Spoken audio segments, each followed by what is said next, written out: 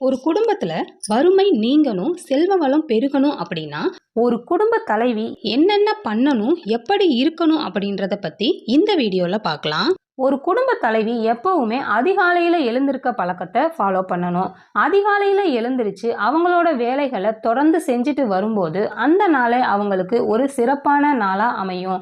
ஒரு பெண் தினமுமே காலையில விளக்கு ஏத்தி கடவுள் வழிபாடு செய்யறது அப்படின்றது ரொம்பவே சிறப்பு. இந்த அதிகாலை வழிபாடுனால எல்லா தெய்வத்தோட அருளும் அவங்களுக்கு கண்டிப்பா கிடைக்கும்.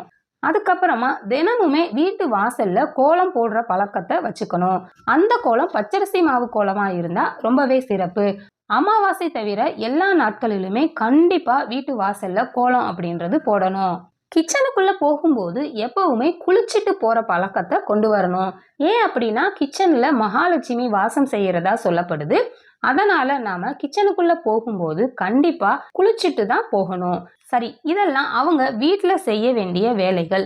ஒரு குடும்ப தலைவி அப்படின்றவ எப்படி இருக்கணும் அப்படின்னா எப்பவும் சிரிச்ச முகத்தோட இருக்கணும். வீட்டுக்கு யாராவது வராங்க அப்படின்னா அவங்கள சிரிச்ச முகத்தோட வரவேற்கணும்.